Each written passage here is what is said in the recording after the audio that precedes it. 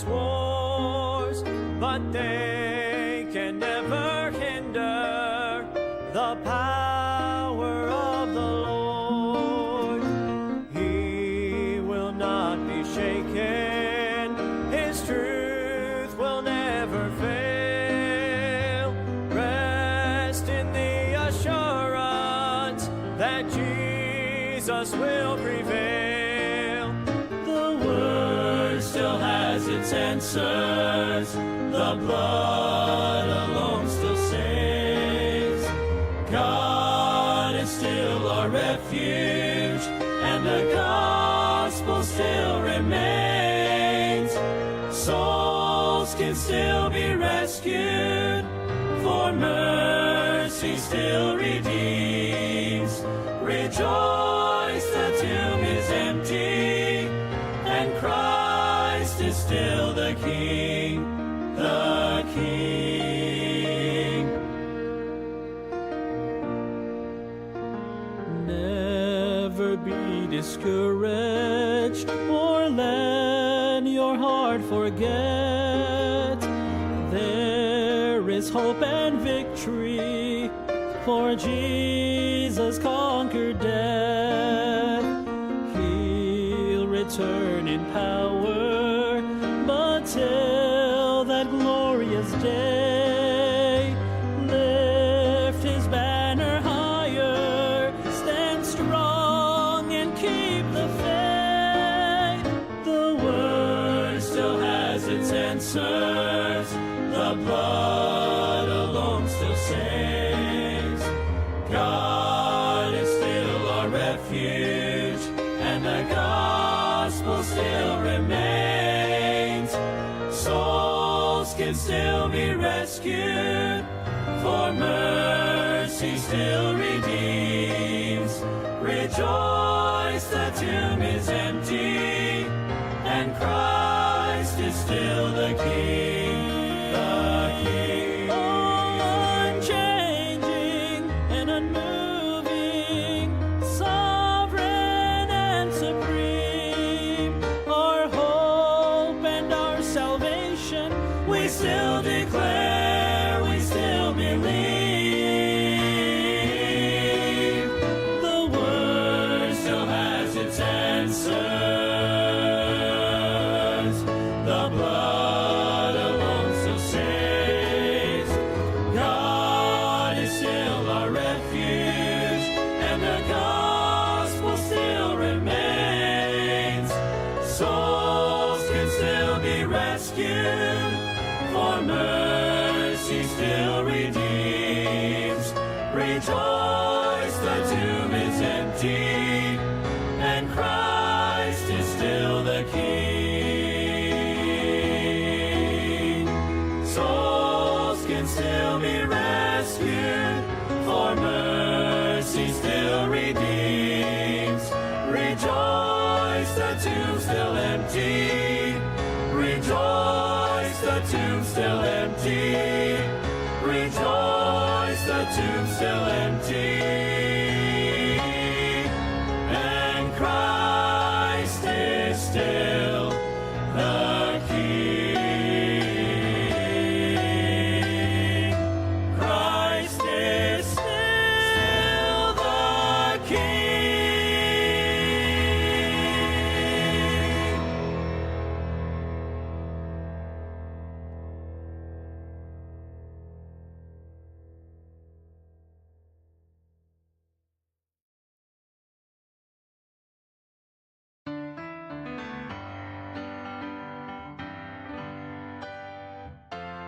Paul wrote to Timothy, I'm ready to be offered.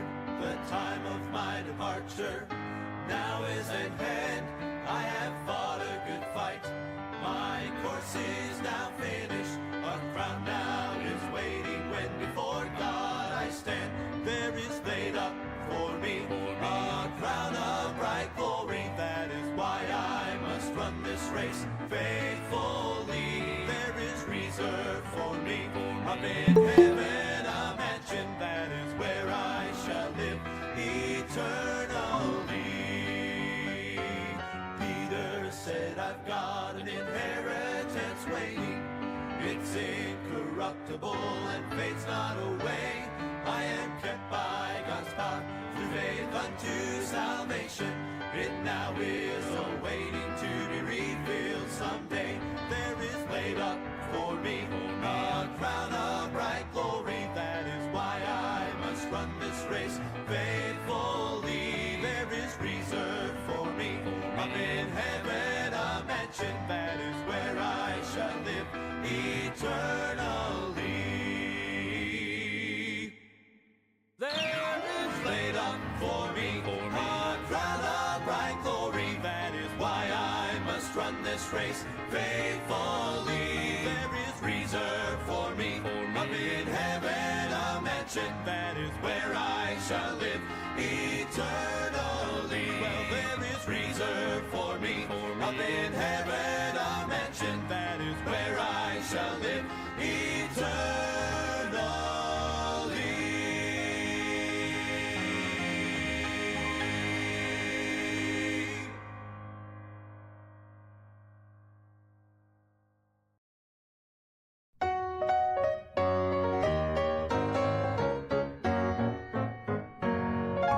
I've often wondered what heaven is like.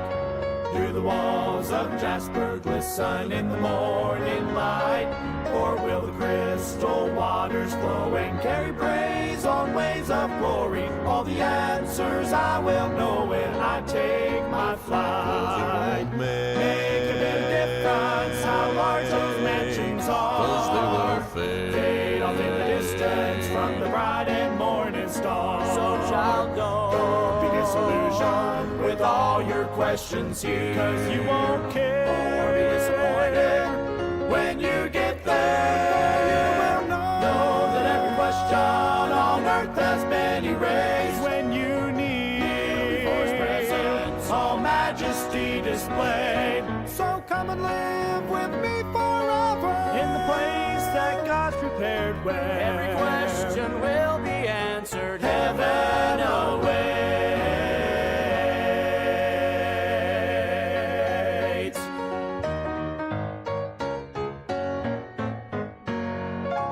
What will heaven's choir be singing when I get home?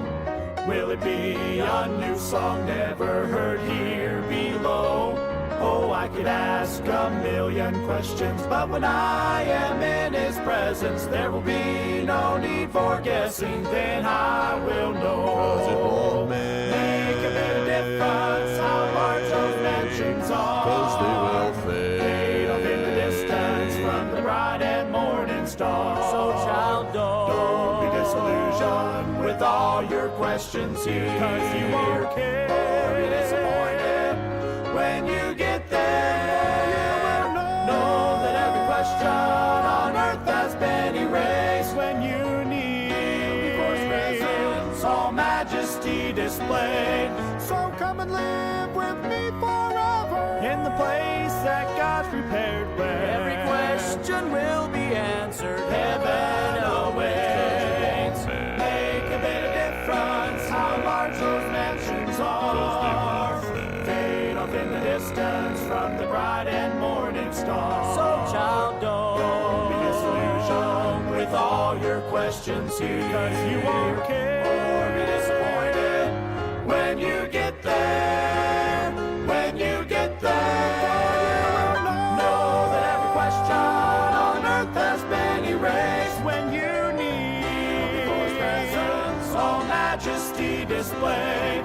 So come and live with me forever in the place that God's prepared, where every question will be answered. heaven awaits.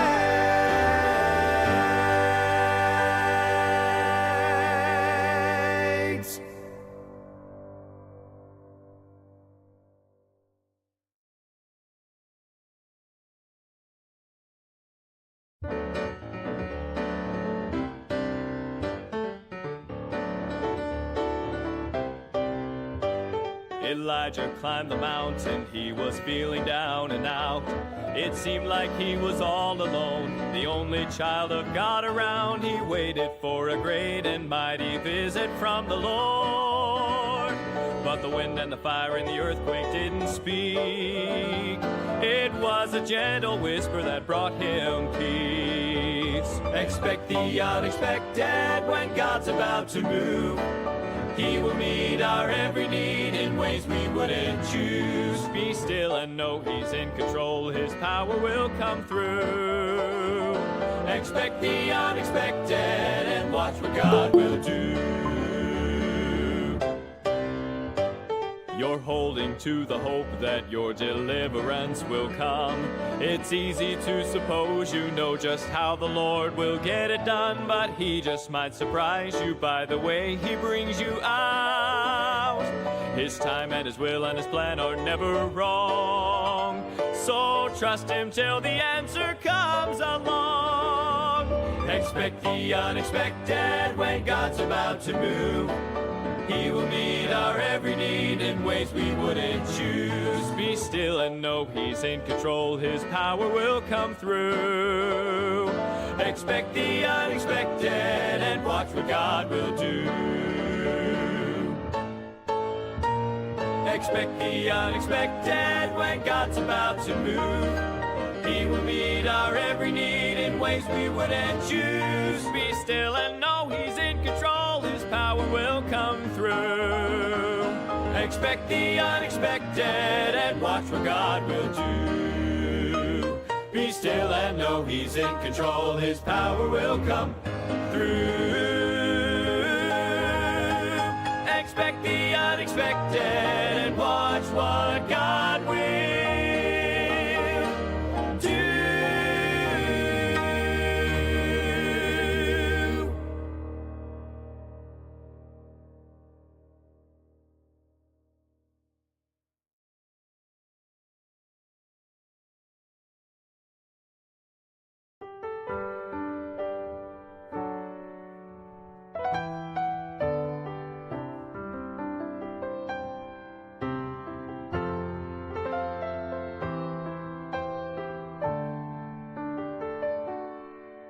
Isaac walked up the mountain, his father by his side, never realizing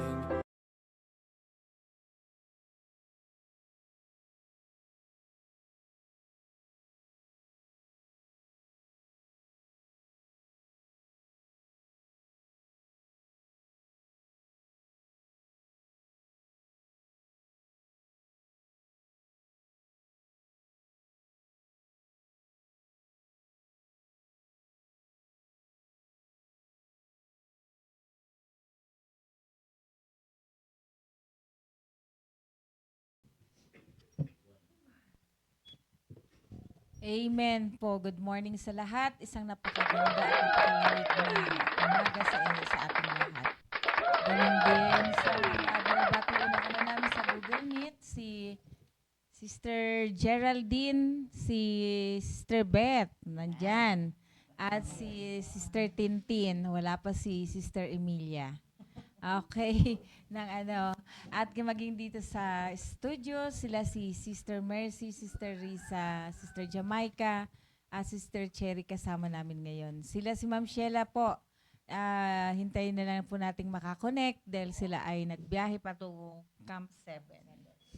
Okay, so bago ang lahat, ini-request ko rin po sila ang aking mga kasamang mga diakonesa upang magbati sa inyo. Sister Vicky. Amen. Isa ulit na mga nandito ang mga mapagmahal na nanay. Muli kami magbibigay ulit ng magpapainit sa atin. At grabe, kahapon pa pong sobrang ginaw sa Baguio. Kaya yung mga nanonood dyan sa iba-ibang lugar sa probinsya ay akyat na po kayo dito sa Baguio para ma-enjoy nyo po yung ini-enjoy po namin. Na yung kape namin, hindi pa namin ubos pero malamig na. Sa grabing ginaw. Kaya yun lang po. To God be the glory. Enjoy kayo dyan, Beth. Ay, isang magandang umaga po at malamig. Kaya ingat-ingat po tayo sa lamig na nararamdaman natin ngayon. At patuloy lang po kayo makinig at tayo ang magsama-sama.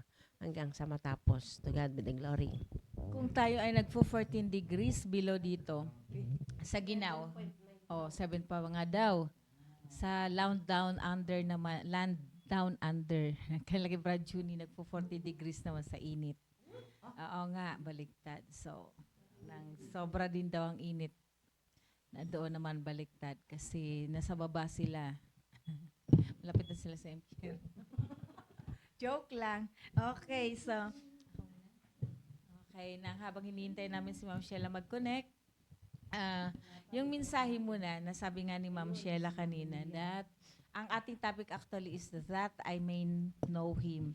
Pero yung pinaka-subtopic natin is, sabi nga, what should a mother do so that her family will know Christ? So, unang-una, introduction lang, nasabi nga dito ay kinakailangan natin mag-raise tayo ng godly children na maging strong tayo sa ating faith, talagang firm tayo para hindi sila nadidistract ng mundo.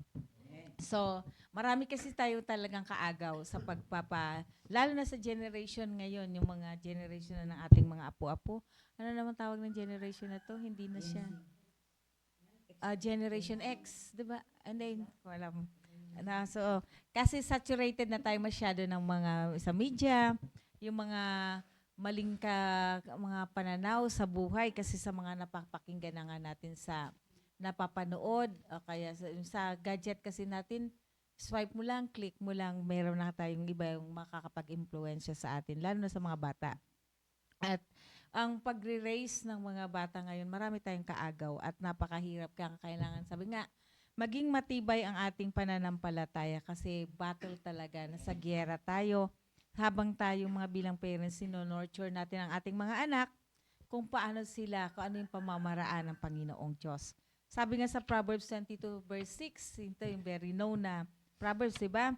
Ay very known na lagi na lang nating inaano, sabi nga train up a child and the way he should go, and when he is old, he will not depart from it. Kasi ito naman talaga yung wisdom na binigay sa atin ng Panginoong Diyos. Paano natin palalakihin ating mga anak? Kasi yung values kasi ng bata, yung ano man itinuturo natin sa kanila, nag-i-instill sa kanila habang sila ay bata pa, sa early age nila.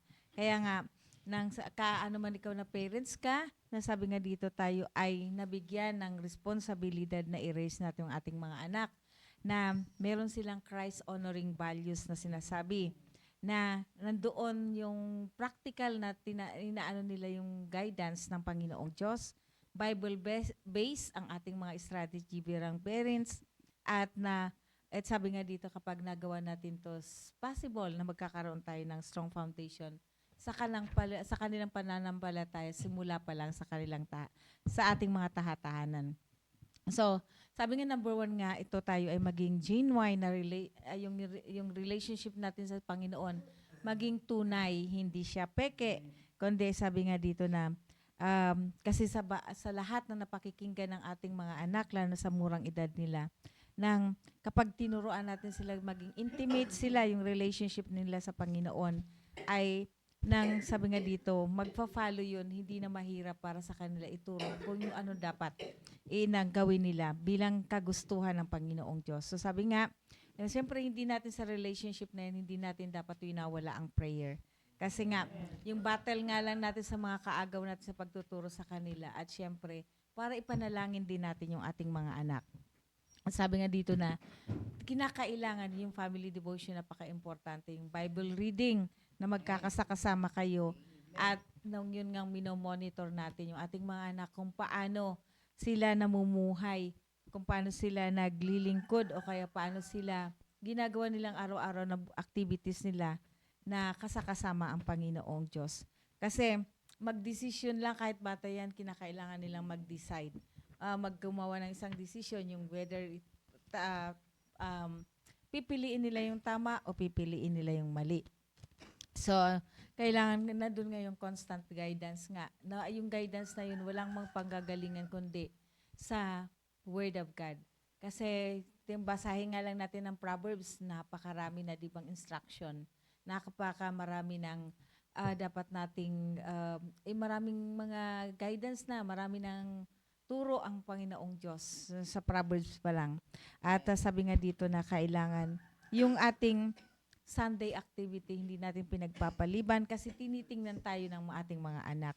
Sa sabi nga ni Joshua, di ba? As for me and my house, sa 24:15, we will serve the Lord. Hindi niya yun inalis. At pangalawa, sabi nga, turuan natin sila na ang Panginoon, kung sino ang Panginoong Diyos. At ituro natin kung sino, i-reveal natin ang Panginoong Diyos ay nandoon yung na isang great, na yung great ang kanyang love na ibinigay nga niya nag-isang anak na walang iba kundi ang Panginoon Kristo at kung paano tayo manindigan sa ating pananampalataya. Marami naman doon, sabi nga sa ano pa lang sa Old Testament, 'di ba? Yung Panginoon, provide na niya yung story ni Elijah kung paano talaga yung provision ng Panginoon binigay niya sa kanyang mga anak. At maging yung mga ginawa niyang mga yung sa widow, di ba? Na si yung widow ni Saripat na kung paano nila provide sa pamamagitan ni Elijah, ginamit sila para mag-continue yung kanila, makasurvive sila dun sa family na inaano nila. Dinadanas. At sabi nga dito, kapag tayo ay inaral natin salita ng Panginoong Diyos, tinutulungan natin ang ating mga anak na intindihin, kilalanin ng Panginoong Diyos, maging ano man yung kanilang nakapaligid sa kanila, ano man yung influence na meron sa kanila. Sabi nga, encourage natin sila na ang Panginoong Diyos ang number one, ang ultimate na source ng ating security, maging ng ating ng tulong na may bibigay sa atin. Kaya nga turuan daw natin ang ating mga anak na matutong magmahal sa iba at ganun din na kung paano nila i-struggle, yung paano sila mag-survive dun sa mga struggle na pinagdadaanan nila. Kung sino man yung kung paano ibig sabihin kung paano nila harapin yung mga influence na hindi maganda sa nakasasalamuhan nila sa school o kaya man doon sa mga hindi pa nila kilala, na bigla lang nila nakakasama lalo na kung sa school, di ba? Kung first day ng school, meron naman silang bagong classmate. Kaya nga lang, tayo nga tinuturuan natin ang ating mga anak na do not talk to stranger ngayon, di ba? Kasi delikado. Dahil nga maaring yung na kinakausap ka lang, mamaya bigla ka nang damputin kunin na. Kaya nga, di ba, maraming nangyayari ngayon ng mga bata pa lang. Nawawala na. Minsan nga daw, yun nga yung nakakatakot na may kakatok sa bahay mo daw, lalo pag malamang may bata ka. Kaya ako laging nagdo-double lock. Kasi may mga pinakikita na rin na delikado talaga mga age ng bata ng mga mura. Iba na yung takbo ng buhay. At yung pangatlo nga, sabi nga dito, mag-create tayo ng Christ-centered home. Na-discuss na natin ito noon na kailangan nandoon ang foundation natin, walang iba kundi ang Panginoong Diyos. Paano siya magiging Christ-centered? Sabi nga, foundation natin yung God's Word. At nandoon, sabi nga na mag-set aside tayo para sa family devotion, worship, saka prayer. Ano man yung age nila, pag nagtuturo tayo sa Bible study, di ba? Dapat yun nga appropriate sa kanila kung paano natin ituturo, paano natin igagawing example at paano natin sa kanila ipapahayag ang salita ng Panginoong Diyos. Psalms 78:4-6 sabi nga, we will not hide them from their children, showing to the generation to come the praises of the Lord and His strength and His wonderful works that He hath done. For He established a testimony in Jacob and appointed a law in Israel, which He commanded our fathers that they should make them known to their children, that the generation to come might know them, even the children, which should be born, who should arise and declare them to their children. So bilang isang magulang, tayo ay may responsibility na paano natin sa next generation natin, ituturo natin yung ating ang salita ng Panginoong Diyos. Kung gaano ito dapat kaimportante at kung paano ito mahalin at alagaan yung testimony natin, maging yung truth, yung word of God, kung paano ito gumagawa sa buhay natin, kung gaano ito kaimportante. Sapagkat kasi marami nang mga magulang na pabayaan na talagang ituro kung sino ang Panginoon, kung ano yung kanyang kabutihan, na nakalimutan ng ituro ito. Pero tayo bilang isang mga anak ng Diyos, tayo magsimula na para ituro natin sa ating mga anak na mag-raise tayo ng magandang generation na punong-puno ng pag-asa at doon yung purpose sa buhay nila ng Panginoong Diyos.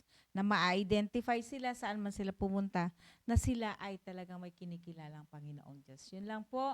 So, nang sharing na lang ba tayo? Or meron kayong So, siguro testimony na lang kasi habang wala pa si Ma'am Sheila na kung ano yung Sister Vicky, kung ano yung na-share mo kung paano ikaw nagre-raise ng godly children at paano mo ina-affirm yung faith saka yung despite ng maraming distraction sa ating mundo. Yan lang po. To God be the glory.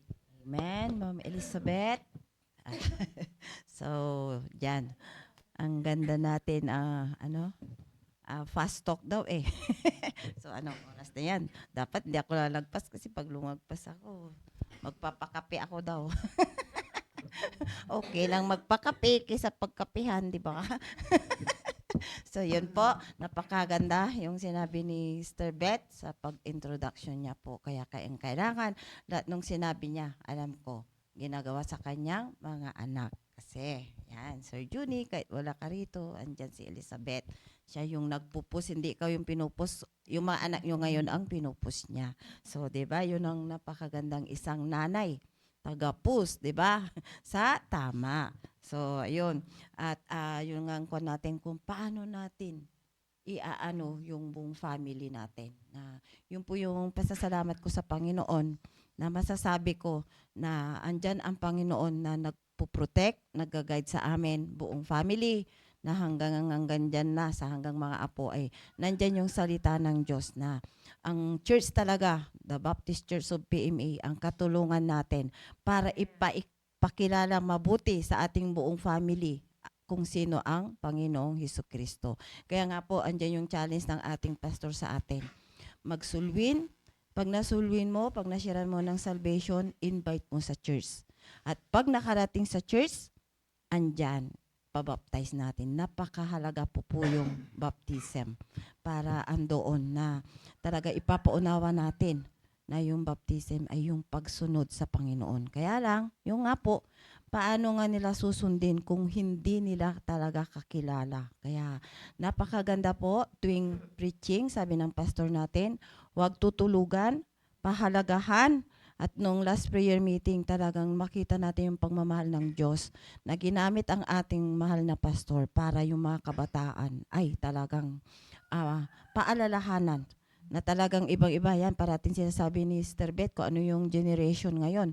Nasa Bible po yan eh, yung mga next generation, yung mga matitigas ang ulo, hindi mapagpasalamat, nakakalungkot po talaga na sa inaasahan mo sa school na talagang pagtuturo na wala na kasi yun eh, yung right manner, yung good manners and right conduct. Alam niyo po yun bilang isang Pilipino, yun yung nakagisna natin, yung magmamano, mag-good morning, na sa totoo lang, yung pagdadaan ka, tatabi sila, di ba? O sa PSS, yun talaga ang tatak, yung side step. So, ngayon, yung teacher ang nagsa-side step. Huminto ka na nga, tuloy-tuloy pang dadaanan ka. Kaya, di ba? Sister Vicky, kinakailangan talaga sabi nga, tinuturo nila natin sa kanila kasi hindi na Amen. natuturo sa school. Yan Hindi na nga rin po. naituturo sa magulang kasi Yes. reason ng magulang, may trabaho ako. Oh, Pagdating dyan, yun. tulog na, pagod na, uwi na. Ganun Yan. yan. Kaya salamat sa Panginoon kahapon din sa pagpunta namin sa sa Bible study. Pinag-uusapan po yung nung bata kami. Yung isang 30 years old. Nagtataka ako, inabot pa niya yung yung kasama namin na si Renan, yung mga pinag-uusapan yung mga laro-laro, tapos yung napag-uusapan nung unang panahon na kasi nga wala pa pong cellphone. Na noon ang laro namin yung tumbang preso, 'di ba, yung So napakasaya noon, walang gastos pero masaya at nandyan yung buong family, hindi kakain po hanggang wala po yung isa. Kaya ganito yung boses ko kasi ako yung taga-tawag sa kuya ko na ando sa kabilang bukid, tatawagin ko. Imbis na maglalakad ako papunta, susunduin, tatawag na lang ako. Ganun po yun noon. Ngayon, kahit nasa third floor, nandun ka sa first floor, magsiselfon ka. Sa tamad mo na, umakyat. Ganun po yun ngayon. Kaya, pasala po tayo. Kaya, napakahalaga po, ang iano ko po yung kung nabaptize ba yung mga anak natin at yung mga dinidisciple natin. Kaya nga, nalulungkot po si pastor na kung maraming bisita, nalulungkot po siya kung walang nababaptize. Kasi nga po, ayan, basahin natin ulit yung Philippians 3:10, yung verse po natin. Sabi niya po dito is, ayan, 3:10, Philippians chapter 3 verse 10, that I may know him and the power of his resurrection and the fellowship of his sufferings, being made conformable unto his death. Kaya nga po, pag binabaptize po tayo, andun po yon na inilubog. Ayun, yung sinasabi ng nagbabaptize at muling ibinangon sa panibagong buhay. Kaya siguraduhin po natin na talagang tayo mismo, kung naintindihan po natin, noon revival po sa Ramos, ang in-enroll ko pong sa kay Pastor Bernard is Doctrine of Salvation na napakahalaga po yun. Yung pagkatas natin ma-save, ay andun po yung susunod po tayo sa baptism. Kasi yan po yung unang hakbang pagsunod po sa Panginoon. Kaya nga po, yung topic natin, ipakilala natin. Kaya pag nagsishare tayo, ipakilala talaga natin na wag lang tanggapin, dapat talaga nakilala na ang Panginoon siya po yung tumubos at 'di ba? Panibagong buhay. Kaya ito basahin po natin sa supporting verse na lang yung i-explain ko sa supporting verse ng Philippians 3:10 sa Romans chapter 6 verse, yan basahin natin hanggang 1 to 6. Yun na lang po yung iano ko. Sabi niya sa verse 1, what shall we say then? Shall we continue in sin? Diba? Kaya pagka inano tayo talaga ilulubog, iiwanan mo din, muling ibabangon sa panibagong buhay. Yun po yun. Yun po yung maunawan natin na kung nabaptize tayo, ay talagang lumakad tayo na ayon sa Panginoon. Yun po yung ipapaunawa natin sa bawat, kung tayo yung nauna sa church, yun po yung ipapaunawa para hindi po tayo mahirapan sa pagtuwid sa mga ginagawa. Lalo ngayon talaga grabe ang kasalanan po ngayon. That grace may abound, God forbid, how shall we that are dead to sin live any longer therein? Huwag po tayong magpatuloy. Kaya po bilang isang nanay, pag nakikita natin yung anak natin, talagang napaka ng diablo, talagang tutukso at tutuksin natin. Pero pag kilala natin ang Panginoon, ano yung ginawa niya sa krus ng Kalbaryo, ay talagang maiiwas at makakaiwas po tayo sa kasalanan. Sabi niya sa verse 3, know ye not that so many of us as were baptized into Jesus Christ were baptized into his death. Therefore, we are buried with him by baptism into death, that like as Christ was raised up from the dead by the glory of the Father, even so we also should walk in newness of life. Ayan, andyan si Beth. Para paulit-ulit natutuwa ako sa kanya na ito yung palo sa akin, tita. Kaya, ayan, at least andun yung kinikilala natin na talagang tayo ay gumawa ng hindi maganda sa harapan ng Diyos. Yun yung gusto ng Panginoon sa atin. At sabi sa verse 5, for if we have been planted together in likeness of his death, we shall be also in the likeness of his resurrection. Verse 6, knowing this, that our old man is crucified with him, that the body of sin might be destroyed, that henceforth we should not serve sin. Ito po yun. Kaya, kung kilala natin ang Jesucristo, kaya yan po yung topic natin.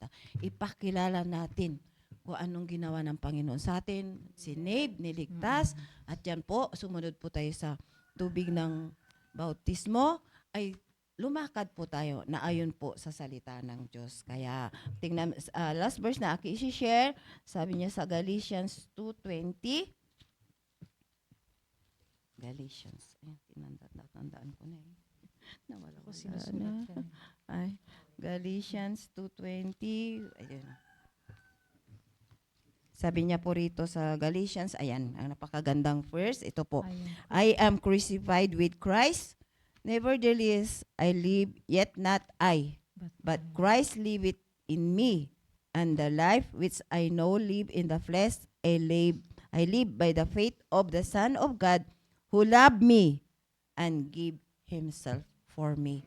Napakaganda pag mo. Kilala natin talaga ang Panginoon kung anong ginawa sa atin. 'Di ba? Talagang namatay po siya sa krus ng Kalbaryo at ibinigay ang kanyang sarili. Kaya pag tina-challenge ni pastor yung mag full time yung pagkaano kagabi kasama na namin si Renan yung disciple ni Brad Dumart. O ano, sabi ko ganyan. Kasi tiyatanong niya. Kasi sabi ni Sister Mercy mula umaga, yung ginawa, devotion, tapos pumunta sa saturation, tapos nag-lunch sandali, tapos pumunta sa school, tapos sumama sa amin sa Bible study, nag-testimony, nagkumanta. Tapos sabi niya, ay ganun po yung ginagawa niyo. Oo, tumira ka kasi sa church para alam mo. Sabi ko, anong gusto mo? Sabi ko ganyan, yung ginawa mo maghapon o yung ginawa ni Sister Mercy, di ba? Sa fast talk, anong gusto mo? Kape, Coke sa umaga, di ba? So, Chocolate or happiness? oh, di ba? Ayun, chocolate or happiness daw. Lights Yun. on or lights off? Oh, di ba? So, yun po lang yung maisi-share ko ngayon. Kailangan po ipaunawa natin kung ano yung ginawa ng Panginoong Hesukristo sa atin. So, napakagandang verse. Sa susunod na Friday, marami pa po kaming isi-share para makikilala nating mabuti ang ating Panginoong Hesukristo. Yun lang po. To God be the glory. Thank you, Sister Vicky. Sabi nga, what shall we say then? Shall we continue in sin that grace may abound? Kung gusto mo talagang yung blessing sa buhay mo, sabi nga, do not continue na in sin. Okay? Bagong buhay na. So, Sister Benny, Amen. Napakaganda po talaga na pagbubulay-bulayan po natin yung salita ng Diyos. Yung kung paano po yung tayo ay i-disciple po natin yung ating pong mga anak o pag-disciple po sa ating mga dinidisciple sa labas ay ano po ang dapat mangyari kung wala tayo po talagang salita ng Diyos, hindi tayo nakakilala sa Panginoon, hindi po natin magagawa ito. Kaya ang una-una po talaga yung panalangin. Unang-una talaga yan di yun talaga panalangin. mawawala. Kaya yan, hindi talaga mawawala yan. Kasi yun, ang una po talaga yung panalangin. At sabi nga po doon sa yung ano po natin talaga, yung topic po natin, yung ating pong verse na Amen. sa Philippians 3:10 na that I may know Him and the power of the resurrection and the fellowship of His sufferings, being made conformable unto His death. Na yon, kung hindi po tayo talaga ligtas at disciple po tayo, hindi po natin magagawa ito. Una po na magkaroon po tayo ng yun nga, sa prayer po, yung matinding panalangin. At pangalawa po, na malaman nila na ang katotohanan na ikaw ay may Kristo talaga sa puso na dapat na lalago. Yun, ipapasa mo sa kanila yung ganun na ugali, yung ganun na gagawin. At doon natin makikita kung ano yung dapat nating makita sa kanila. Na i-enline natin sila at i-involve sa gawain. Amen. Na yung i-focus natin at abutin ang kanilang dapat na yung sitwasyon nila bilang isang discipler talaga ay abutin natin sila at i-focus ang dapat na ipaunawa sa kanila. At focus and reach them biblically. Kasi kung hindi natin sa Biblia ibabatay ang pagdi-disciple ay tayo ay hindi natin ito magagawa. Reach them properly. Yon. At alamin kung ano yung yung weakest way ng kanilang ugali, yung ipaalis natin sa kanila yung hindi dapat na gawin bilang isang tumanggap sa Panginoon.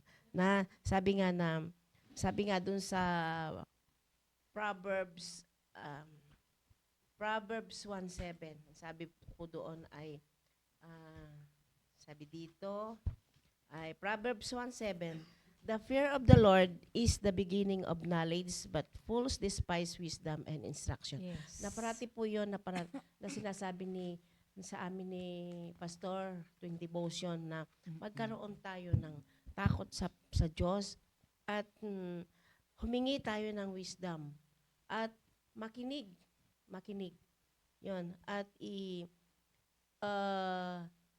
ito ay wag nating i-despise yung wisdom na Instruction. manggagaling sa Panginoon at yung instruction. Na yan yung parating sinasabi sa atin na Kaya kung ingatan mo yung testimony mo sa iba, sa mga anak mo, ako nga kahit na malayo yung anak ko, yun ipinapaunawa ko talaga bagaman kasi hindi siya nakakapakinig ng salita ng Diyos. Nandun pa man din siya sa barko.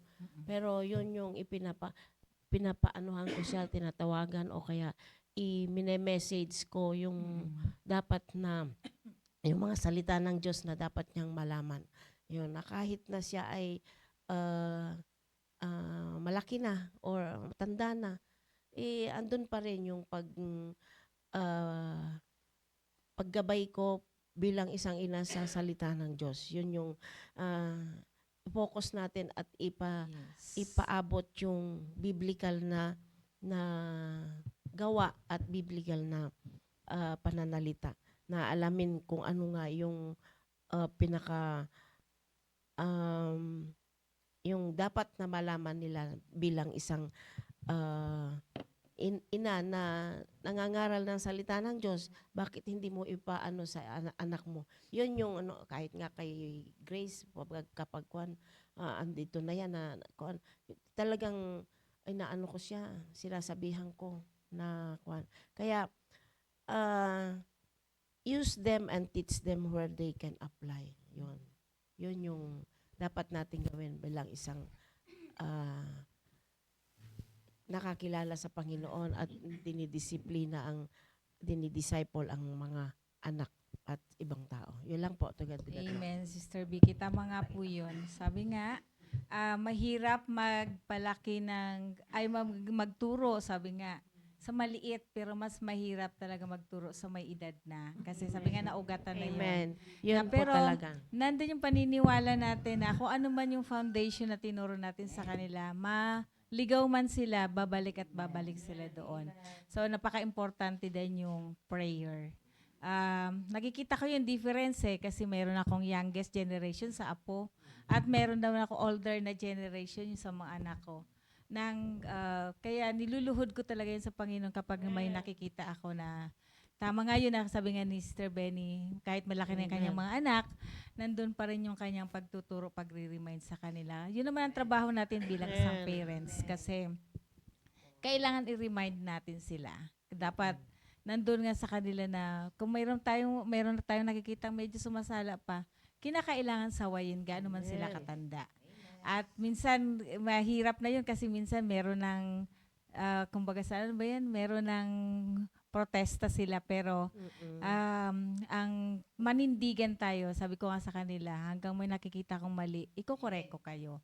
Gaano man kayo katanda, kailangan ninyong makinig. Kasi importante yun.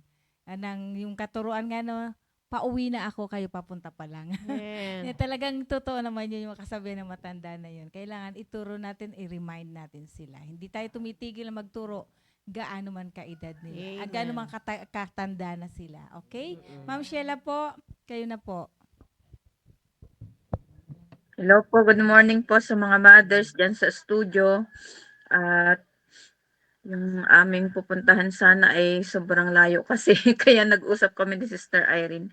Dito na lang kami sa malapit po. At kagabi lang po namin na ipaalam na dito kami pupunta. Pero tinanggap naman po kami. Andito po kami kina Sister Nelda at saka sa Amen. kay Kim. Ayan, kasama namin si Kim. Dahil matagal na namin hindi na-visit. Yun kasi yung instruction ni Pastor na maglaan ako ng araw na mabibisit ko yung mga mothers. Yung sabi ko sa kanya, yung 5 o'clock na lang siguro, yun na lang yung time ko na mabisit yung mga mothers. Pero pwede din po kayong sumama pag 5 o'clock kung sino po yung gustong sumama na mag-visit. Ngayon po ay ibibigay ko muna po kay Sister Irene para po makapag-share din po siya ng mga ginagawa niya para sa kanyang family. Amen. Amen. Good morning sa ating lahat. Yan. At dyan sa Kabikulan, Diyos maray na aga sa inyong gabi. Maray na aga sa inyong gabos. Yan sa kay Ma'am Flor. Tay Mas. Yan eh. Yan si Ma'am Flor nakikinig. At doon sa Kabisayaan, maayong buntag sa inyo tanong. Okay, dito sa Ilocanoan, naimbag na bigat kada kayo amin. Yan, yung ating topic is i-connect pa rin natin sa yung Philippians 3:10 that they may know Him. Bilang isang nanay, ang ating obligasyon, ating responsibility ay mga anak natin. Kung tayo ay na-save na, ang duty natin, ang first na ating dapat din i-disciple ay yung family natin, una yung mga anak natin. At magpasalamat tayo kung yung ating mga asawa ay nasa church na, hindi na tayo rapat na buo tayo pamilya na madadala. Ang gagawin na lang natin yung ating mga anak, yun yung tatrabahoy natin. Pinapasalala yung kanilang future. Yan. Tayong mga magulang. Kaya mahalaga yung pag tayo ay na-save na, ay i-secure natin yung kanilang salvation. Huwag nating hayaan na ay mapalayo sa Diyos. Na dadali natin sa church para palagi silang makapakinig ng salita ng Diyos. Kahit bata pa sila. Sabi nga sa Bible kahit nasa tiyan pa lang. Sabi rito in Psalms 78 verse 6 sabi rito, that the generation to come might know them, even the children which should be born. Yan, sa tiyan pa lang kinakausap na. Who should arise and declare them to their children. And verse 4, we will not hide them from their children. Hindi natin itatago, showing to the generation to come the praises of the Lord and His strength and His wonderful works that He had done. Kung ano yung mga ginawa ng Panginoon, kasi sa Old Testament, laging mababasa kung tayo po yung nagbabasa Yung history, ano ba yung mga ginawa ng Panginoon, yung mga marvelous things, mga miracles, ikukwento natin sa ating mga anak. Maganda nga yung bago sila matulog, kinakausap natin sila. Maganda yung mag-isa tayo, baby pa lang. Dinadala natin sa Sunday school. At sabi natin, ang kulit-kulit naman, payak-iyak. Masasanay din yan. Huwag nating hayaan na sila yung masusunod. Sabi nga ni Pastor, at tanungin mo, bakit ka umiiyak? Anong dahilan? Wala naman dahilan, umiiyak At hayaan lang natin kasi, yung isang disciple ko na si Shine, yung una yan, ayaw niya magpaiwan. Laging nandyan yung nanay. Sabi namin sa nanay, hindi po pwede rito yung nanay. Akyat po kayo para makapakinig kayo. At unti-unti nasanay, hinahayaan lang namin umiyak. Ngayon hindi na siya umiiyak at nag-e-enjoy na siya sa Sunday school kasi yung age na aming tinuturuan ay from 1 year old to 5 years old. Kasundian. Ang hirap turuan. Yan yung mga time na yung ganong stage, yung ganong age nila na mahirap silang turuan. Pero kahit sila ay playful, nakikinig mga yan, attentive yan. Kaya tuloy-tuloy lang. At pag tinanong mo, alam nila yung sinasagot nila eh. Sino yung tagapagligtas mo? Jesus Christ. Ano sila. Kahit sa murang edad nila, nakakasagot sila eh. Tuwang-tuwa sila kapag tinatanong sila tapos lagi silang may prize. Doon sila lalong mas naiengganyo. At wag nating hayaan na yung iyak nila yung magpapa-stop. Pahina Iyak din nila, sa'yo. nasagot ko na. Kasi hindi siya matututo. Kasi sa taas, hindi sila makarelate sa preaching o sa tinuturo ng pastor kasi hindi pambata. Kaya maganda yung dadalhin natin sa Sunday school kasi meron yung akma sa edad nila na turo, yung naiintindihan nila. Iba kasi yung para sa matatanda. At sabi rito, and his wonderful works that he had done. Tuturo natin, ikukwento natin ano yung ginawa ng Panginoon, bakit tayo nandito, bakit si Kristo ay namatay para sa atin. Sabi rito, that the generation to come might know them, para makilala. At sa verse 7, that they might set their hope in God and not forget the works of God. Habang sila ay lumalaki, tinitrain natin sila, hindi nila malilimutan yung ginawa ng Panginoon para sa atin. But keep His commandments na ituturo natin. Kaya kahit matanda na sila, pinapaalalahanan pa rin. Na yung generation nila ngayon, iba sila eh sa generation noon, na hindi tayo magko-conform sa kung ano yung meron sa trending sa panahon natin. Sabi nga eh, conformable with God, with Christ. Mag-conform tayo. Yung ating pagbabago dapat ay patungkol kay Kristo. Kahit sabihin nila na, ito yung uso. Sabi ko nga sa anak ko eh, kapag nakikiuso siya, paano kung uso ay hubad na? Maghuhubad ka na rin? Amen. Oo. Tama. Hindi lahat ng uso ay tutularan natin. At yung mga yan, pang entertainment, wala ka naman sa entertainment eh. Hindi ka naman artista, ba't gagayahin mo? Bakit ka magsusuot ng mga ganyan? Yan.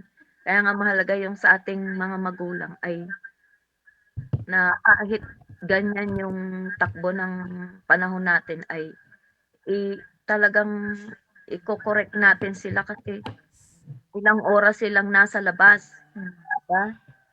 From 7:30 hanggang 4, iba yung kasalamuhan nila.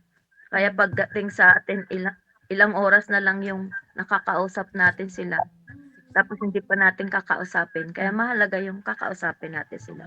At lagi nating ikukwento ano yung ginawa ng Panginoon, sino si Jesus Christ.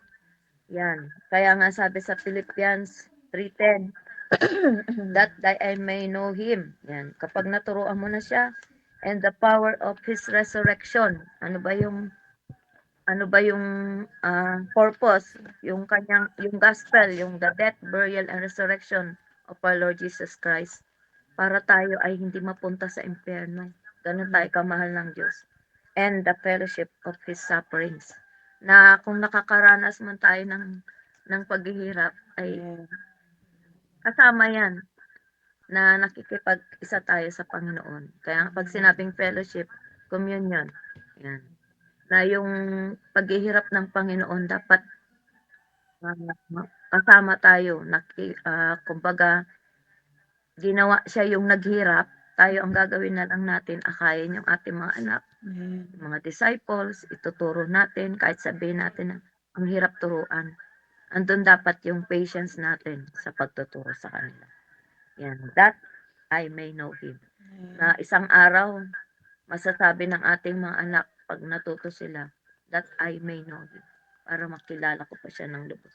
Na damo na binababad natin sila sa mga ministries, kaya sinasama ko sila eh, kahit ang tigas ng ulo nila, pinupost ko sila na mag-soul winning. Dapat buhay natin yan bilang isang Kristiyano, na ganyan talaga yung buhay natin, na Bible ang practice natin. Yan, part yan ng training sa kanila na parang kahit hirap na hirap sila, wag tayo maawa. Parang ang hirap kasi kung hindi nila isinasabuhay. Sa kanila mahirap yun. Pag tayo ay ginagawa natin, madali lang, naiintindihan na. Kasi lahat ng ginagawa natin ay may kabuluhan. Hindi na mababaliwala yan. Para sa ating future yan, sa eternity. Yun lang po, to God be the glory. Amen, Sister Irene. Ma'am Sheila. Amen. Yan po. Ay, tapos na po ba kayo, Sister Beth? Tapos na po kami. Ako po yung nauna. Ay, nauna po kayo. Opo. Kasi nag-travel pa kami ng 10 minutes yata yung travel. Ayan po, yung sinabi po ni Pastor RJ kasi na na topic sa atin ay ano po ang dapat gawin ng asawang babae upang makakilala ng lubusan sa Panginoon ang ating buong pamilya. Kaya hindi lang po naman nakasalalay sa atin, kundi sa leadership pa rin ng tatay magsisimula. Kaya kung strong ang leadership ng isang tatay, ay talagang pag matibay ang kanyang pananampalataya sa Panginoon, ay talagang makakakilala din ang kanyang anak. So, ganun din po yung nangyari sa amin kasi ang pinaka talaga spiritual sa amin, walang iba kundi yung tatay. Siya palagi yung nagtuturo sa amin, kino-correct kami kung ano yung mga maling pag-uugali namin.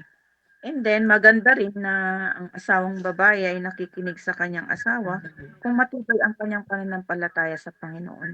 Kung punong-puno ng salita ng Diyos ang asawang lalaki at itinuturo yun sa kanyang asawa, ay maganda na makikinig din tayo. Hindi tayo magkokontra. Kaya nga yung sa Philippians chapter 3 verse 10, na paulit-ulit po na pinipreach ng pastor natin every Sunday. Mahalaga po yun na magsisimula sa atin, mula sa tatay hanggang sa nanay, na makikilala natin ang Panginoong Diyos. So, i-share ko lamang po yung mga principle po dito na natutunan dahil nakikinig din po ako ng mga programa din po sa CSI, programa ng mga nanay. So, ito po yung aking napulot na aral na si Pastor Hill po ang nagsasabi dito na yun nga, si Pastor RJ ay siya yung pastor natin, pero kailangan pa rin niya ng tagapagturo. Kaya nakikinig pa rin po siya sa natin, sa church natin sa Manila. Kaya ito po yung kanyang sinabi sa kanyang principle na kailangan matutunan natin bilang housewife or mother, yan po. Marriage is not when you get it, you got it. Sabi po dyan. Kung tayo po ay may asawa na at tayo po ay settle na, nagsasama na, tapos nasa church na tayo, hindi ibig sabihin na nasa church na tayo ay nakuha na natin lahat yung Amen. yung mga tinuturo. Alam na natin lahat kasi pag minsan bilang asawang babae, pag matagal na tayo sa church, parang sinasabi natin na alam ko na yan, alam ko na yan. Kontento na tayo na alam na natin pero hindi natin naiisip na pa pala tayong hindi na-apply. Sabi dito, wag tayong makontento na naging asawa. Asawa lamang tayo at nasa church lang tayo. We will still work for the word of God na natututunan natin. Kaya ako po yung ginagawa ko po ngayon sa aking family. Bagamat hindi na po kami kasi hindi na kami nagsasama na family na mag-pray. Maganda po sana kung magkakasama pa rin na nagpe-pray ang buong family. Kaya lang wala na, talagang may kanya-kanya ng may mga kanya-kanya ng activities from Sunday to Sunday, may mga activities ng ginagawa araw-araw. Kaya ang prayer na lang namin po talaga yung 5 o'clock na devotion, 5 o'clock in the morning, na magpipray kami ng personal, sarili namin, tapos namin makinig sa mensahe ni Pastor RJ. So after that, nagpe-pray na kami sarili, hindi na kami nagpe-pray na family. Kasi nga may mga kasama kaming full-time na kailangan ding makinig sa sasabihin ni Pastor RJ. That's why hindi na kami yung talagang family na nagsasama. Talagang palaging kasama yung mga full-time eh. Kaya yun na lang yung prayer namin is every 5 o'clock in the morning. And then sa church naman, may kanya-kanya silang dinadala sa church. Kaya sinasama nila sa prayer sa altar. Kaya hindi na kami talaga magkakasama na mag-pray. Ang maganda po doon is bilang asawang babae, nagkakaroon ako ng time na ipanalangin na lang sila. Yung isa-isa sila, yung aking mga anak, pinapanalangin ko na kung ano man yung mga problema nila pag-uugali, nilalapit ko na lang sa Panginoon. Yan, kayo na po ang bahala, Panginoon. Pero sa loob naman ng bahay, pag naaabutan ko sila, o ito yung ginagawa mo ha, masama yan, huwag mong gagawin yan, ganito, ganito, ganito. Ang pinakaano talaga sa pamilya namin, walang iba kundi si Belte eh. Paulit-ulit na sasabihin sa kanya. Ulit-ulit na sasabihin pero hindi naman din ginagawa. Kaya ano ang dapat kong gawin sa taong 'yan? Sabi ko, magbasa na lang po ako ng Bible, Panginoon, babasahin ko para meron akong ibibigay na naman sa kanya na na verse na para ko siya. So paulit-ulit. Hindi naman kasi na nandiyan na yung mga anak natin kagaya namin, full-time na sila, kasama namin sa church, eh gagawin na nila pati yung yung mga natututunan nila, hindi po eh. Kaya sabi dito, work out. Let us work out for them.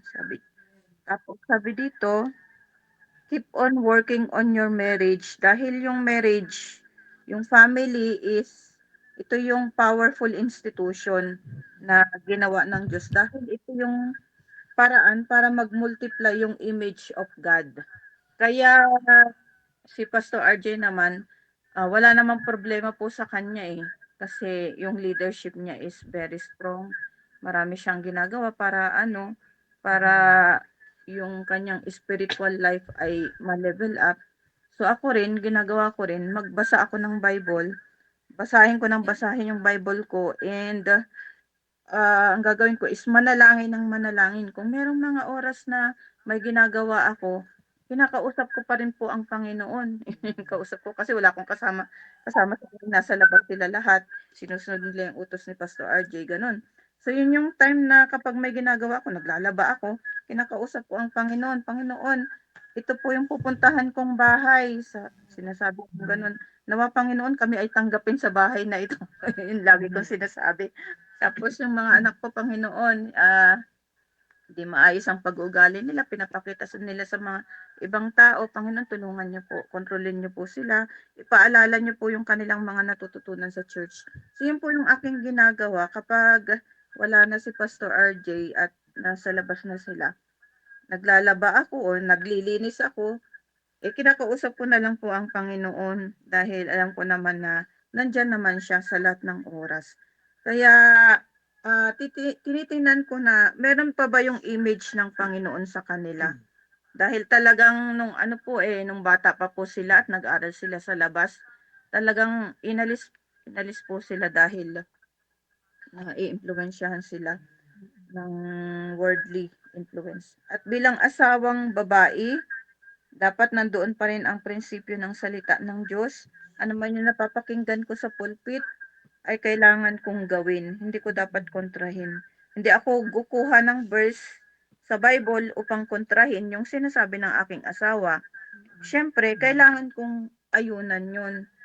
Dahil kung kukontrahin ko pa po yun ay magkakaroon talaga ng problema sa loob ng tahanan at maguguluhan yung aking mga anak. Bakit si mama, yung sinasabi ni tatay, hindi niya sinusunod? Yun, magkakaroon sila ng doubt. So magkakaroon ng hati-hati na pag-iisip. Ay, dito ako kay mama, mas maganda yung sinasabi niya. Ay, dito ako kay tatay, ito yung mas So, mahirap po yung ganun. Kailangan susundin talaga yung prinsipyo ng salita ng Diyos. Kaya in the absence of my husband, I will read my Bible, I will pray, and continue to teach my kids the Word of God. And then yung discipline, na bagamat hindi ako namamalo, salita po ako ng salita. Ulit-ulit lang na salita yung sinasabi ko sa kanila.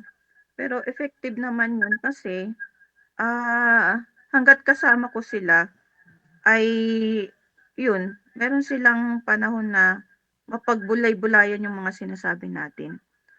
And then sabi dito is, "I am stronger than my emotion." Dumarating yung time na napapagod tayo sa ating mga ginagawa, na sinasabi natin, "Nakakapagod naman, 'di man lang ako tinutulungan ng mga ito." Gano'n, nagkakaroon tayo ng emosyon palagi. Wala man lang akong kasama dito. Pero kung makokontrol natin yung emotion natin, makokontrol natin yung buong maghapon natin. If you can control your feeling, ay sa'kin na lang, if I can control my feeling, I can control my going. When I conquer my feelings, I build character. Do'n nagkakaroon ng magandang character. Kaya kapag umuwi sila at natapos na yung lahat ng mga ginagawa ko, "O mama, kumusta? Ganito." Ayan. So pagsasabihan ko sila ng maayos, hindi nila maririnig na sigaw ako ng sigaw diyan, "Ano, hindi ka na nanonood, ganito, ayokong maging gano'n ako na nanay. Sabi ko nga, bagamat napakaraming gawain sa tahanan at hindi nila ako maisip na matulungan, ay iniisip ko na lang, "Panginoon, bigyan niyo po ng kaisipan yung mga anak ko na ganito ang gawin nila, ganito ang gawin nila." Sa loob nga ng tahanan si Pastor RJ yung laging nagagalit, eh.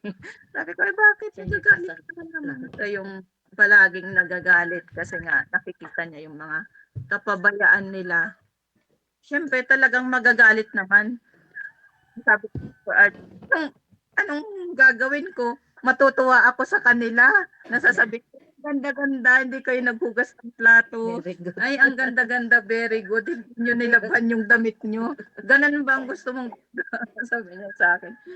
Sabi ko, "Eh, oo nga 'no, kailangan din pala talagang magalit at magtaas ng boses para sila ay matinag." Gano'n po. So, maraming salamat sa Panginoon at ating topic ay alam ko makakatulong po sa atin bilang mga asawang babae na meron tayong magagawa.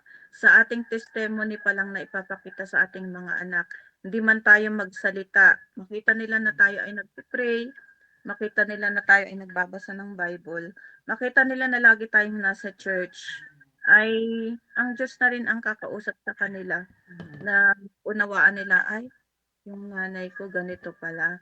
Sige nga, samahan ko na lang siya." Ganun po. Pero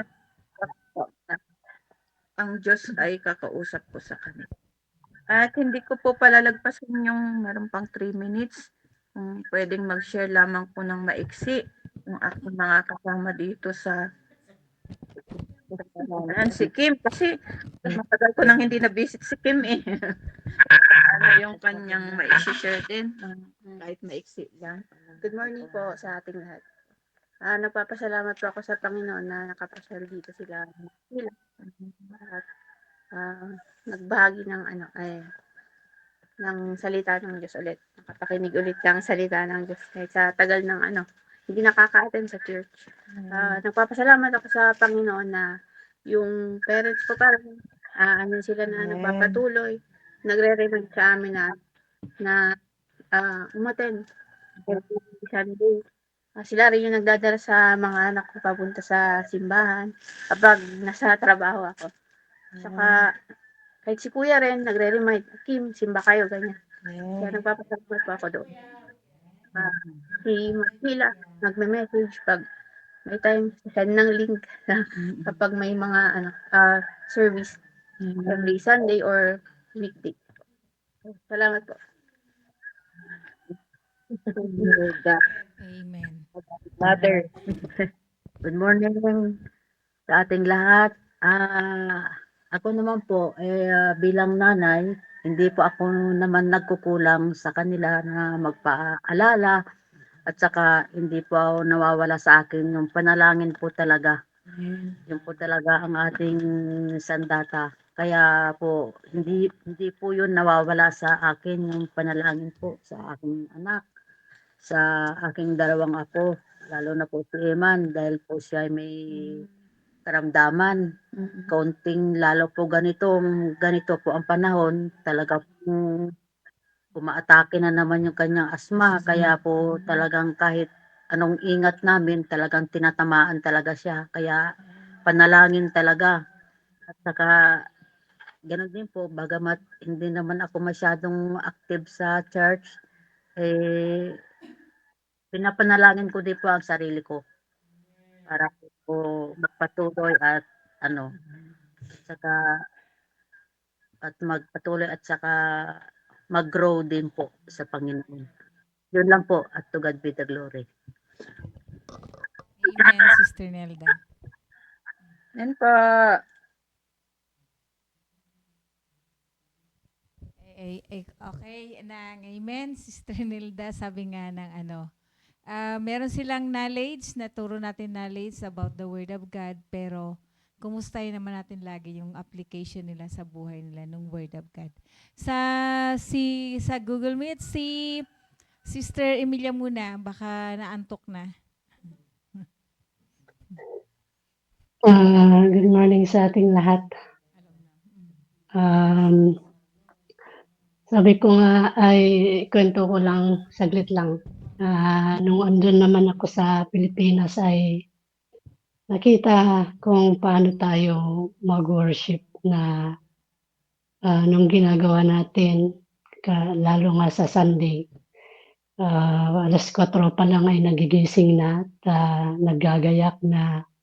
Tapos alas 6 yung nakikita ni Maureen na sinasabi ko na ikaw na muna magluto kasi magsusundo ako. Yung ganun, sinasabi ko lahat yung ginagawa ko para makita niya.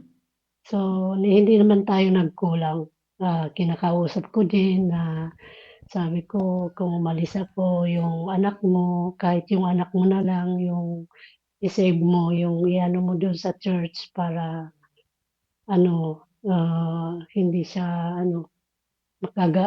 kagaya niyo na matigas ang ulo. Sinasabi ko pa na sila na lang ang pag-asa niyo, kayo din ang makinabang. Sinasabi ko din sa kanila. So, hindi naman tayo lahat naman yung tinuro, nakita naman niya kung ano yung activities. So, nasa kanya. Sinasabi ko nga kung mag-reply sana bakit hindi ka na nag-backslide ka na agad. Kaya pray lang talaga po na isama na lang sa panalangin para maano siya. Napapakinggan niya naman yung about kay Paul na 'di ba nasa kanya na lahat, pero sinabi niya na walang saysay, na talaga sa Panginoon lang talaga yung pag-asa natin, wala ng iba.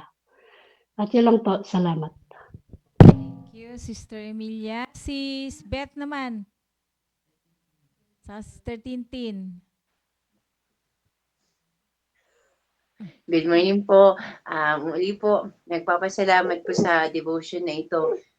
Totoo po lahat po ng mga sinabi po talaga na dapat mula po sa atin bilang nanay, bilang parating kasama ang mga anak, ay dapat yung nasa atin po yung lalong ipalapit po sila sa Panginoon. Yan, sa mga testimonies pa lang po natin, sa prayer po sa kanila, sa pagdadala po sa kanila sa church, at sa ministry, ay dapat yun po yung kakalakihan po nila.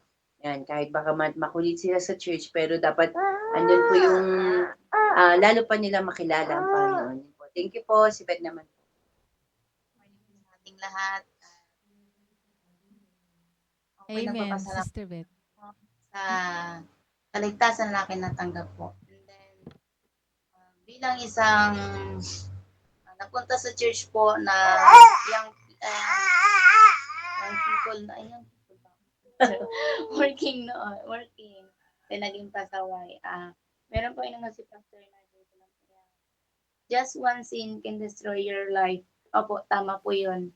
And then, dahil po sa isang sin na yun ay doon po naramdaman ko yung palo na ibinigay sa akin ni God. Then hanggang ngayon ay ko po sa sarili ko yan na pag may ito yung palo sa akin. Kaya kailangan kong tanggapin. Kasi dahil sa pagiging pasaway ko noon sa kanya bilang anak niya, ay ito yung pinapaalala niya na, ito yung palo mo. Ayan. Nagpapasalamat naman po ako na yung anak ko dahil sila ay nagre-remind sa akin na minsan doon sa inattend naming church ay tinatamad minsan ako magsimba. Pero yung anak ko nakabihis na mama simba tayo. Pero andun po yung pagpasalamat ko na talagang hindi naninindigan yung anak ko 5 years old na magsisimba tayo. Hindi na, ubarin mo na yan, tinatamad ako. Pero siya hindi. Iiyakan niya ako. Hindi wala akong magagawa kundi magsimba. Then, yun po nagpapasalamat ko sa Panginoon na yung anak ko ang nagre-remind sa akin na magsimba lagi.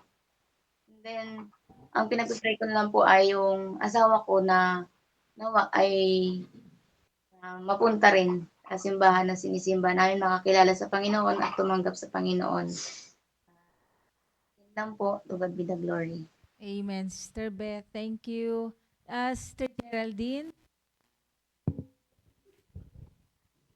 Hello po. Ang masabi ko po is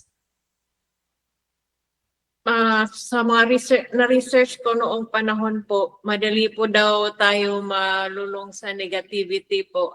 Kaya naisip ko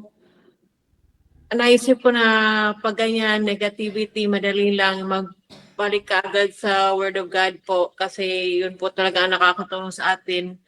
Kahit bata, kahit katulad ako po, prone po to negativity. Na minsan, hindi naman minsan, pero yung noong mata ako, marami akong pasaway na karakter po. Kaya yung simula nung na-heartbroken ko, bumalik ako kay Jesus po. Yun po. Nag-Bible base po ako. Yun po. Sister Geraldine, importante, sabi nga na-overcome natin yun through the Word of God.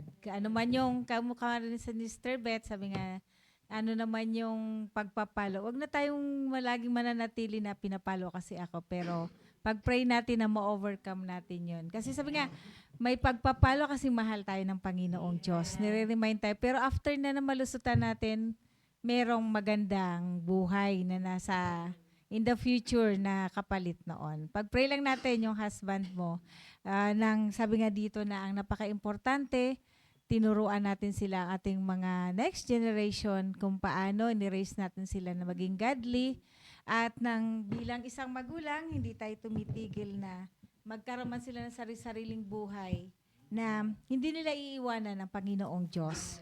Na kung anong tinuro natin, gaano man kaliit pa yung naituro natin, mananatili sila doon sa application na yun. So, short word from the mother na nasa studio, Sister Mercy. Hello po, good morning po. Salamat po sa Word of God na himay-himay na napakinggan po sa umagang ito. Tunay nga po talaga na bilang parent talaga na ang pinakaminting na gagawin po natin ay yung pong una-una po sa lahat yung palaging ma-experience ng mga anak po natin yung kaligtasan.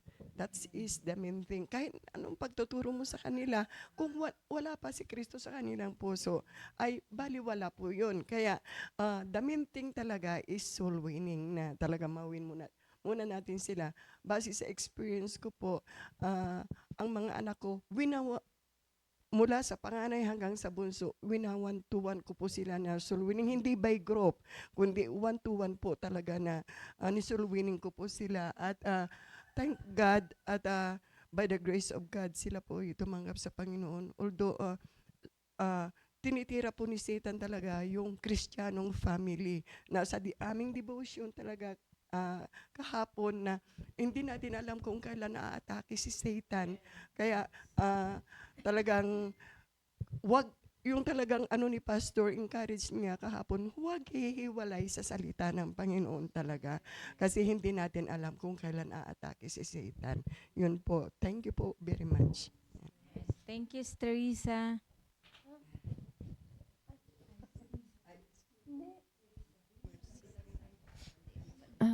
Good morning po sa lahat. Maraming salamat po sa mga host.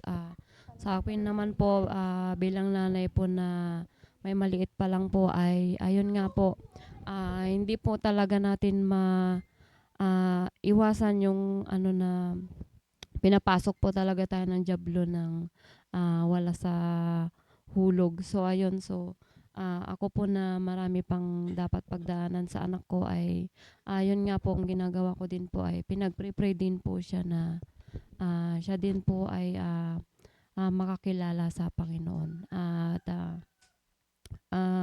maraming salamat po. Amen. Sister Cherry. Good morning po sa ating lahat at muli nagpapasalamat po ako bilang isang nanay na ganito po yung pinag-uusapan natin dito sa ating devotion kasi honestly kung ako lang hindi ko talaga alam kung paano ko papalakihin yung mga anak ko.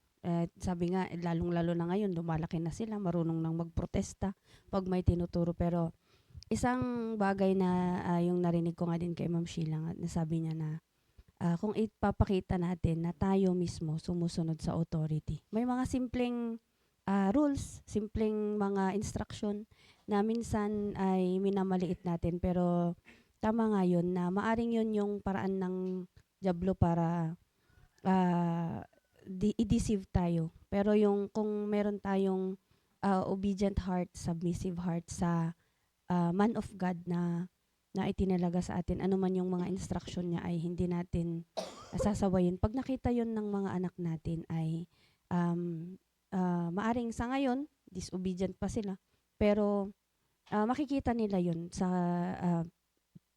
pagdating ng panahon na yung nanay nila naging example, kaya yun yung susundin nila. So yun yung panalangin ko sa aking sarili na maging good example ako sa aking mga anak, especially sa submission sa salita ng Diyos at sa instruction ni Pastor. Yun lang po. Maraming salamat. Amen, Sister Cherry. Sister Jamaica. Yan na yung camera na sa'yo na.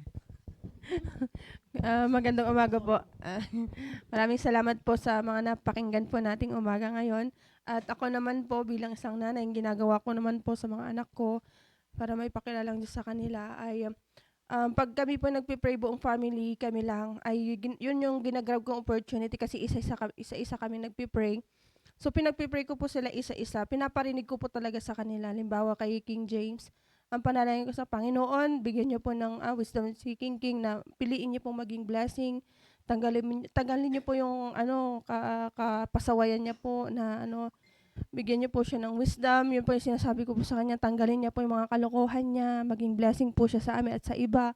Talaga po isa-isa ko po silang pinagpipray. Pinaparinig ko talaga sa kanila yung prayer kasi yun din pong isang sinabi ni Pastor noon na pag magpipray ay iparinig po yung prayer sa kanila, na yun po yung isa po sa ginagawa ko ngayon. Pinaparinig ko talaga sa kanila yung prayer ko. Minsan naiiyak ako kasi para minsan ano bang gagawin ko para magtino itong batang to, ganun. Kaya ang ginagawa ko po pag nilulod ko na lang po sa Panginoon. Tapos sinasabi ko kay Brother Kelvin yung mga ginagawa ni King at bahala na po siya magdisiplina. At yun nga po kahapon na naman pinatawag ako ng teacher. Grabe. Naiyak ako sa kasi sobrang naiyak ako. Pero sabi ko, alam, nasusukuan ko yung mga anak ko. Sabi ko lang po sa sarili ko na hanggat nandyan sila, hanggat nasa poder pa namin sila, talagang gagawin ko yung ipagpipray ko sila. And then, kasi matinding hatakan sa diablo yung nangyayari ngayon sa amin, lalo na sa anak ko si King James. Sobrang sakit sa ulo. King James pa man din. Pero nagpapasalamat ako sa Panginoon kasi may naririnig akong word of God. May naririnig ako kay Pastor na uri ng pagdidisiplina at sa mga anak. Yun po yung dito kong ginagawa bilang part na isang nanay, na hindi ako yung dahilan ko, lalo silang mapalayo sa Panginoon. Kaya tinatsagaan ko talaga na hinahabaan ko yung pasensya ko. Minsan nauubos na, pero wala akong magagawa kasi ako nanay nila eh.